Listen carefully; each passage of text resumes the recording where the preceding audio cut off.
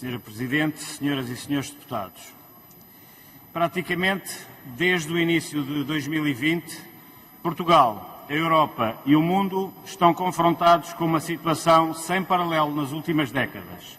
Uma ameaça global à saúde pública que mina as relações sociais e compromete a economia. Por força das circunstâncias, a pandemia tornou o teletrabalho uma realidade para muitos milhares de trabalhadores que se viram forçados a trabalhar a partir de casa. Foi, e em muitos casos continua a ser, uma solução de recurso que permitiu à economia não parar em função da necessidade imperiosa de confinamento. Temos todos a consciência que, ultrapassada a atual conjuntura de saúde pública, as coisas serão bem diferentes do que eram até ao seu começo. O business as usual, neste capítulo, será necessariamente coisa diferente. A utilização cada vez mais generalizada do teletrabalho está para durar. Não como um mero expediente, mas como uma forma das empresas e dos serviços públicos modernizarem a organização do seu trabalho e dos próprios trabalhadores conciliarem o seu trabalho com a sua vida familiar e social, conferindo-lhes uma maior autonomia na prossecução das suas tarefas.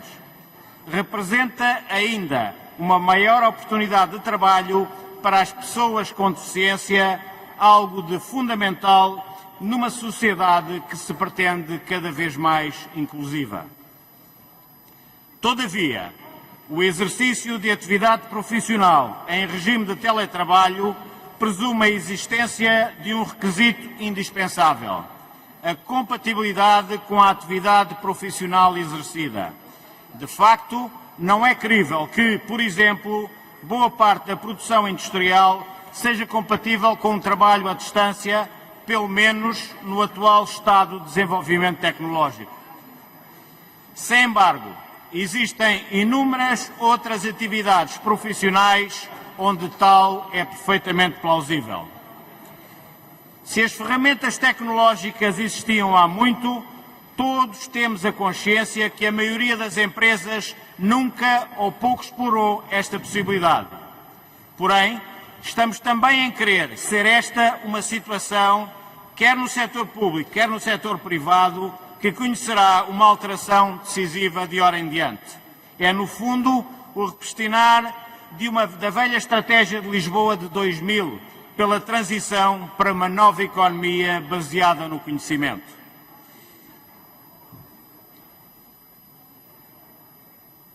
Mas, Senhora Presidente, senhoras e senhores deputados, aquilo que importa é que a alteração seja não somente quantitativa, mas também e, sobretudo, qualitativa. É que, face a uma mudança gradual ou repentina de paradigma, importa que se assegurem, acima de tudo e em simultâneo, direitos laborais, por um lado, e interesses empresariais, por outro. É neste equilíbrio entre as partes que a relação laboral se deve sempre edificar na prossecução do interesse comum entre trabalho e capital, no fundo, pela dimensão humana da economia e do desenvolvimento. Assentando neste pressuposto, importa que a legislação laboral esteja devidamente ajustada para conciliar interesses entre empresas e trabalhadores que exercem ou exercerão a sua atividade profissional neste regime, seja a tempo total, seja a tempo parcial.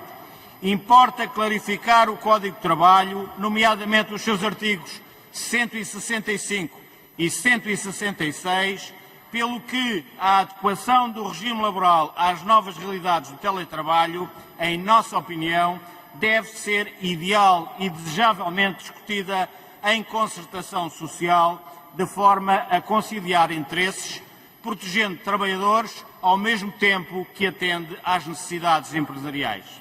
Haverá, assim, neste capítulo, de encarregar a concertação social de proceder a uma autêntica mudança de paradigma de um Código de Trabalho construído em torno de uma visão tradicional de trabalho, exercido ainda diariamente por um trabalhador em regime presencial e que, por um qualquer motivo, passa a estar também em teletrabalho.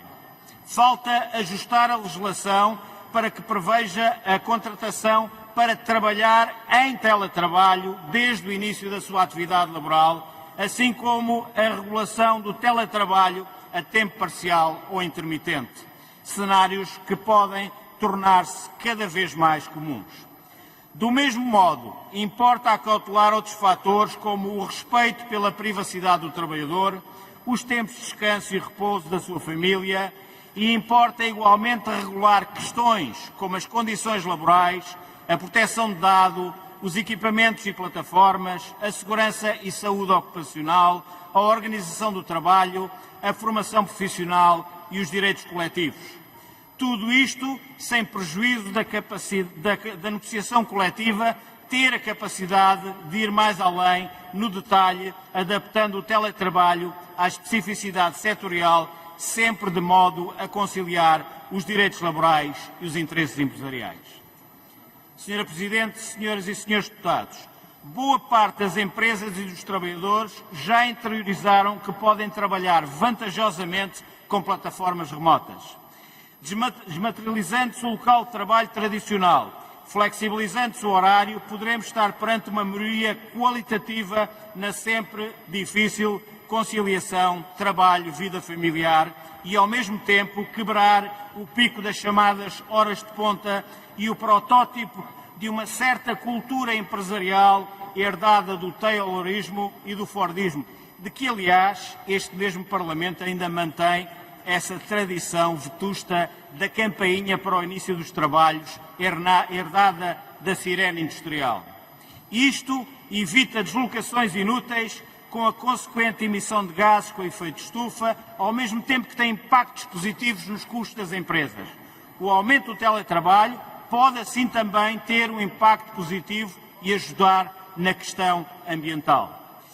Por último, refira-se que, como em qualquer mudança de paradigma, estamos perante desafios e oportunidades, vantagens e desvantagens. Importa debater sem rodeios esta que é uma questão estratégica para o nosso desenvolvimento coletivo. Disse. Muito obrigado.